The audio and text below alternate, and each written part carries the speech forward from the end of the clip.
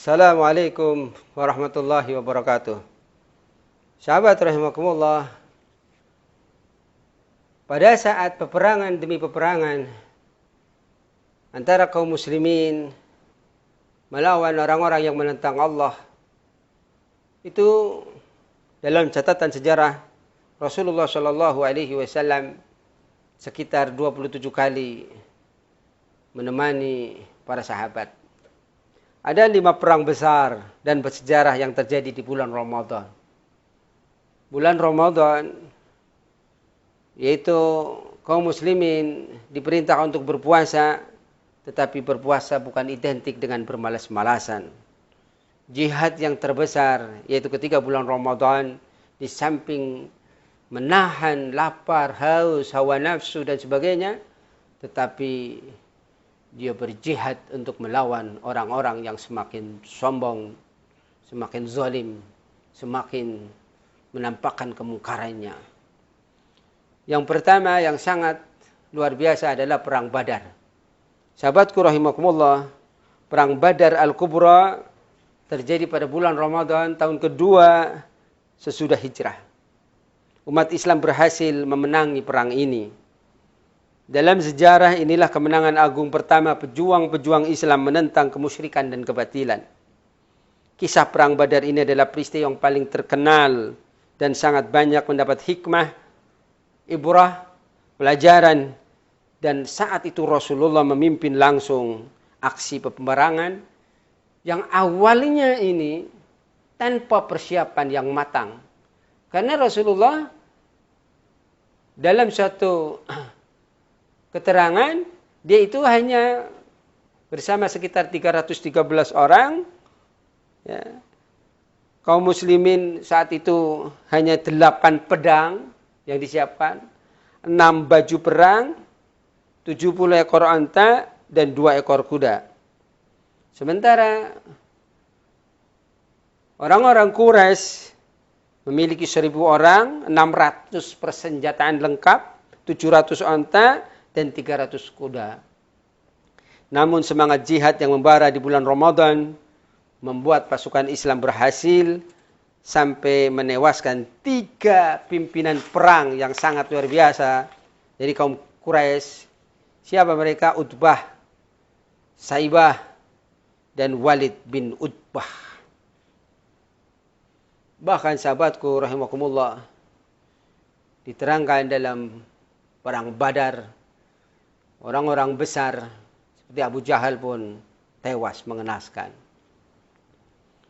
Yang kedua, perang yang terjadi di bulan Ramadan adalah perang Khandaq. Perang Khandaq dikenal sebagai pertempuran Al-Ahzab atau pertempuran konfederasi. Khandaq atau parit itu atas usulan dari Salman Al-Farisi. Perang yang terjadi pada tahun 5 Hijriah merupakan perang yang dilakukan dengan taktik membuat parit untuk melindungi Madinah. 3.000 pasukan muslim melawan 10.000 pasukan musuh yang terdiri atas Bani Quraisy, Bani Nadir, Bani Sulaim, dan Bani Murrah. Dan ini peperangan yang sangat luar biasa. Walaupun tidak terjadi pertempuran fisik, tetapi pertempuran psikologis yang luar biasa.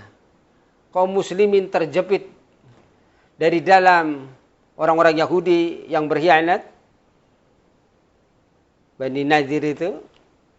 Kemudian dari depan 10.000 pasukan yang akan memerangi, melumat habis kaum muslimin pada waktu itu. Berdasarkan teknik perang yang diajarkan oleh Salman Al-Farisi dari Persia, Rasulullah memerintahkan untuk menggali parit atas usul Salman Al-Farisi itu. Berkait taktik parit besar yang digali, pihak musuh menjadi kesulitan untuk menyerang kaum muslimin. Selama 2 pekan mereka hanya berbalas umpatan tanpa bisa menyerang, tanpa bisa menyeberang. Setelah 25 hari akhirnya pihak musuh menyerah. Karena ada pasukan dari Allah yang berupa angin topan. Mereka porak-poranda, hancur sebelum perang. Sahabatku rahimakumullah, ada peperangan yang ketiga yang disebut Fathul Makkah. Sahabatku rahimakumullah, Fathul Makkah didasarkan dilanggarnya perjanjian Hudaybiyah. Nabi memerintahkan para sahabat untuk menyiapkan senjata dan menyerang Makkah. Puluhan ribu pasukan ikut bersama Rasulullah. Sebelum sampai ke Makkah, berbondong-bondong kerabat Nabi menyatakan taubat. Nabi pun menerima taubat mereka, termasuk Abbas, paman beliau bersama keluarganya. Ada pula sepupu Nabi Ibnul Haris dan Abdullah bin Umayyah yang dulu permusuhannya sangat keras kepada Rasulullah Sallallahu Alaihi Wasallam. Rasulullah membagi dua pasukan untuk membagi kota Makkah. Ketika memasuki kota Makkah, ya, Khalid bin Walid ditempatkan di sayap kanan untuk memasuki Makkah di dataran rendah, sementara Zubair bin Awam memimpin pasukan sayap kiri dan membawa bendera Nabi Shallallahu Alaihi Wasallam melalui dataran tinggi. Sahabatku rahimakumullah, Rasulullah mengitari Ka'bah dan bertakbir di setiap sudutnya. Dia menyatakan sejak saat itu Makkah menjadi kota suci dan kaum Quraisy dimuliakan oleh Allah. Inna fatahna laka fatham mubina. Sesungguhnya kami memberikan kepadamu kemenangan yang nyata. Surat Al-Fat ayat pertama. Yang keempat dari 5 peperangan yang luar biasa adalah perang Ain Jalut. Perang Ain Jalut mungkin tak begitu terkenal. Tidak begitu viral, tidak begitu populer. Perang ini merupakan perang besar yang terjadi 3 September 1260 antara orang-orang Muslim, Mamluk, Turki dengan bangsa Sammanis Mongol. Ini adalah perang dengan kekalahan pertama pasukan Mongol setelah sebelumnya mereka telah menaklukkan negeri-negeri besar lainnya termasuk Cina. Yang terakhir, sahabatku rahimakumullah, adalah perang Tabuk, perang terakhir yang diikuti oleh Rasulullah Sallallahu Alaihi Wasallam.